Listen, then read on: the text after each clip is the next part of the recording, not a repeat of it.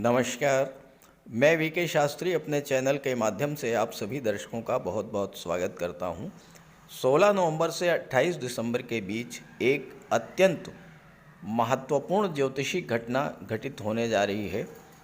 ग्रहों के राजाधिराज भगवान भुवन भास्कर सूर्यदेव 17 नवंबर को राशि परिवर्तन करके अपने मित्र मंगल की राशि वृश्चिक राशि में गोचर कर चुके हैं और 16 दिसंबर तक सूर्य का गोचर वृश्चिक राशि में ही रहेगा।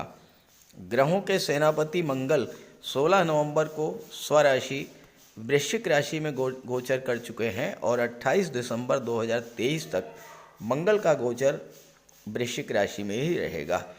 कोई भी ग्रह जब स्वराशि या मित्र राशि में या उच्च की राशि में गोचर करता है तो वो अपना श्रेष्ठ फल प्रदान करता है।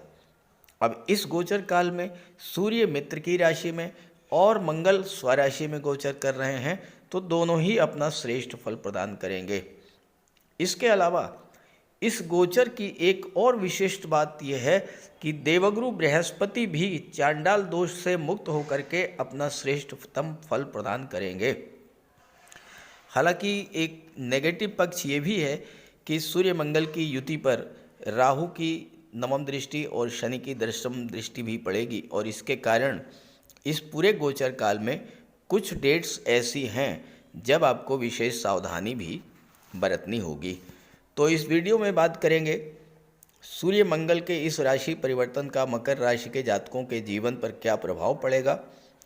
साथ ही साथ मैं आपको वो डेट्स भी बताऊंगा जिसमें आपको विशेष रूप से सावधान रहना होगा। ये विश्लेषण आपकी चंद्र राशि के आधार पर किया जा रहा है, यानी चंद्रमा आपकी जन्म कुंडली में जिस राशि में गोचर कर रहे हैं वही आपकी चंद्र राशि होगी और उसी के आधार पर आपको इस वीडियो को समझना है। तो यह है मकर राशि के जातकों की कुंडली। आपके लग्न के स्वामी शनिदेव हैं। शनिदेव आपकी कुंडली के धन के भाव में गोचर कर रहे हैं और शनिदेव 4 नवंबर से मार्गी हो चुके हैं। सूर्य और मंगल का गोचर आपकी कुंडली के लाभ के भाव में है। सूर्य यहाँ पर 17 नवंबर से और मंगल यहाँ पर 16 नवंबर से गोचर कर रहे हैं। अब यहाँ पर सूर्य और मंगल की युति बनेगी लाभ के भाव में। लाभ के भाव में सूर्य अति विशिष्ट कारक होते हैं और सूर्य आपकी कुंडली में अष्टम के स्वामी होकर के लाभ के भाव में गोचर कर रहे हैं, जबकि मंगल चौथे भाव के स्वामी होकर के लाभ के भाव में गोचर कर रहे हैं।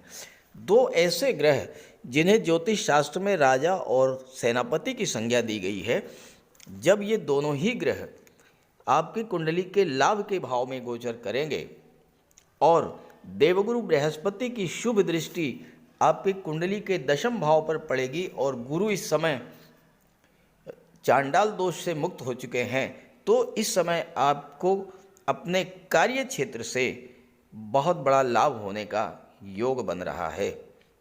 देखिए, सूर्य और मंगल और गुरु ये तीनों ग्रह हमारे जीवन को बहुत ज़्यादा प्रभावित करते हैं। गुरु की दृष्टि जब दशम भाव पर पड़ेगी तो आपके कार्य क्षेत्र में जो समस्याएं थी, जो परेशानियां थीं, वो समाप्त होंगी, क्योंकि गुरु जिस भाव पर दृष्टि डालते हैं उस भाव पर ईश्वर की कृपा विशेष रूप से होती है। उस भाव को गंगा जल की तरह पवित्र कर देते हैं। तो गुरु की दृष्टि पड़ने का प्रभाव ये होगा कि आपके कार्य क्षेत्र में जो समस्याएं थी, आपके कैरियर में जो बाधाएं थीं, आपका कार्य जो रुका हुआ था, क्योंकि 30 अक्टूबर तक राहु यहाँ पर थे, तो राहु के कारण आपको अपने कार्य क्षेत्र में तरह तरह की समस्याओं का सामना करना पड़ रहा था। तरह तरह की उठापटक बनते बनते काम आपके बिगड़ते जा रहे थे। लेकिन अब क्या होगा कि अब आपको अपने कार्यों से लाभ मिलेगा, नए कार्य की आप शुरुआत भी करेंगे। साथ ही साथ आपके जो काम रुके हुए थे, जो काम बिगड़े हुए थे, वो काम बनना शुरू हो जाएंगे और उनसे आपको लाभ की प्राप्ति होने शुरू होगी। सूर्य यहाँ पर अष्टम के स्वामी हैं। अष्टम भाव परिवर्तन का होता है, तो इस समय आप अपने आप में, अपने कार्य क्षेत्र में, अपने लाभों में एक बहुत बड़ा परिवर्तन देखने को पाएंगे। अब यहाँ पर दशम भाव में सूर्य और मंगल जो हैं ये दोनों ही दिग्बली होते हैं। जब लाभ के भाव में जब बैठेंगे तो आपके कार्य क्षेत्र से अभी तक अगर आपको लाभ नहीं मिल रहा था तो आपको अब लाभ मिलना शुरू हो जाएगा। कार्य क्षेत्र में कोई परिवर्तन करना चाहते थे, कोई नया व्यापार व्यवसाय शुरू करना चाहते थे, तो उसके लिए भी आपको सफलता का योग बनेगा। यहाँ पर सूर्य मंगल की दृष्टि कुंडली के पंचम भाव पर पड़ेगी। पंचम भाव संतान और शिक्षा का होता है। तो छात्रों के लिए तो सूर्य और मंगल का गोचर, सूर्य मंगल की दृष्टि का पड़ना किसी वरदान से कम नहीं है। और इसके अलावा जो प्रतियोगी परीक्षाओं की तैयारी कर रहे हैं, खास करके जो लोग डिफेंस सर्विसेज में जाना चाहते हैं या शासन प्रशासन में जाना चाहते हैं, उनके लिए ये समय बहुत ही अनुकूल रहेगा, सफलता मिलने का योग बनेगा। नवंबर में जब 16 नवंबर को मंगल आपकी कुंडली के लाभ के भाव में आएंगे तो शनिदेव की दशम दृष्टि मंगल पर पड़ेगी। और ऐसे में क्या होगा कि शनि जो हैं वो बाधा पैदा करते हैं, रुकावट पैदा करते हैं। तो 3 डेट्स मैं आपको बता दे रहा हूँ जब शनि और मंगल का अंश बल लगभग बराबर होगा। वो हैं 24 नवंबर, 25 नवंबर और 26 नवंबर। ये 3 डेट्स ऐसी हैं। इन तीनों डेट्स में आपको ध्यान रखना है कि आपको अपने फ्रेंड सर्किल से कोई धोखा मिल सकता है। कोई नया कार्य इन डेट्स में मत शुरू कीजिएगा, 24, 25 और 26 नवंबर को। साथ ही साथ चूँकि मंगल की दृष्टि पंचम पर पड़ेगी, संतान के लिए जो है मंगल की दृष्टि ठीक नहीं होती है, तो गर्भवती माताओं को जो है इस समय विशेष सावधानी बरतनी पड़ेगी। 26 नवंबर के बाद मंगल का अंश बल भी ठीक होने लगेगा और उसके बाद किसी तरह की दिक्कत नहीं रह जाएगी। हालांकि दिसंबर में भी 3 डेट्स में आगे आपको बताऊंगा। यहाँ पर मंगल लाभ के भाव में गोचर करेंगे और लाभ के भाव में गोचर करते हुए अपनी दृष्टि, चौथी दृष्टि, 1, 2, 3, 4, चौथी दृष्टि डालेंगे धन के भाव पर। अभी तक आपके अगर खर्चे अनियंत्रित हो चुके थे, पैसा इकट्ठा नहीं हो पा रहा था, धन का संचय नहीं हो पा रहा था, तो धन का संचय शुरू होगा, पैसा आपके पास आएगा, पैसा आप इकट्ठा करेंगे। लेकिन एक बात का ध्यान रखें कि जो डेट्स मैंने बताई हैं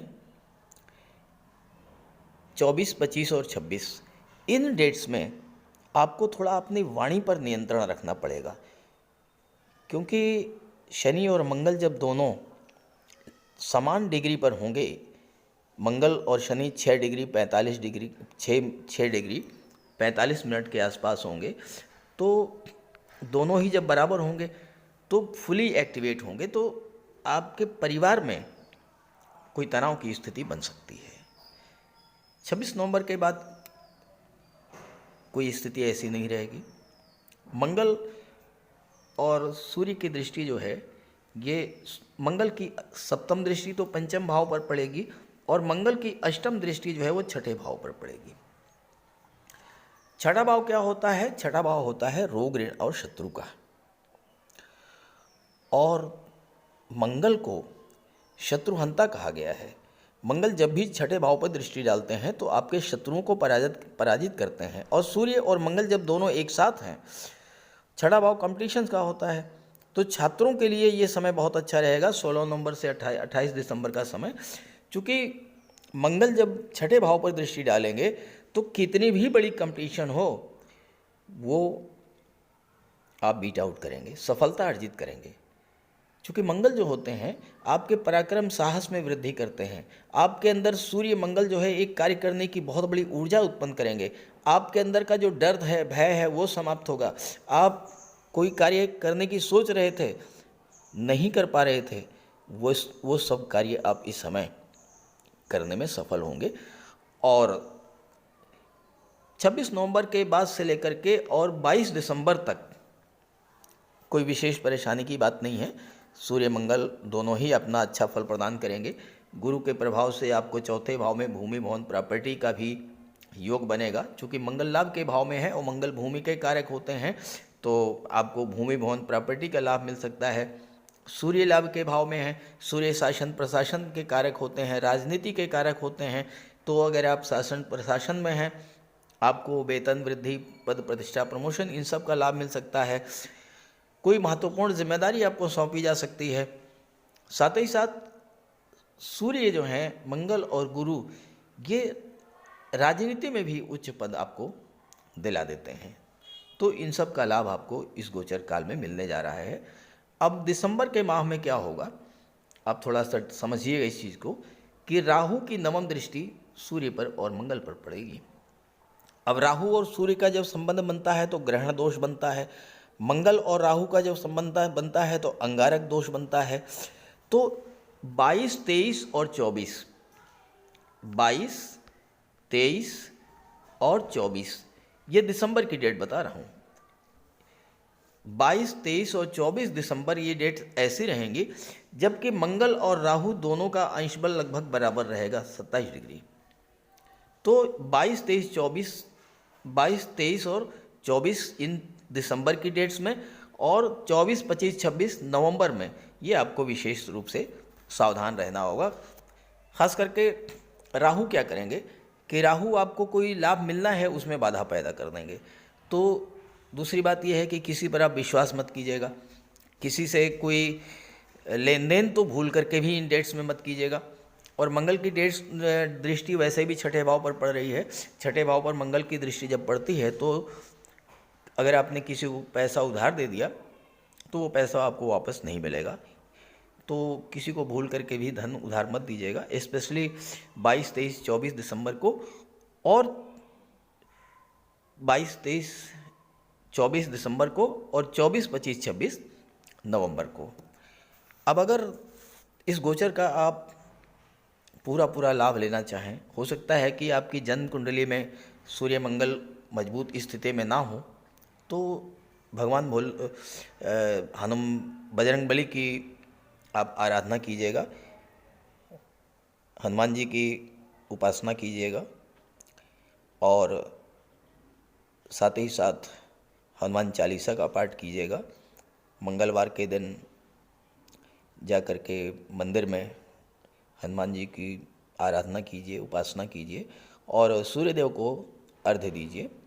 एक तांबे के लोटे में जल, अक्षत, लाल पुष्प, रोली, चंदन, ये सब डाल करके सूर्य को अर्घ्य दें।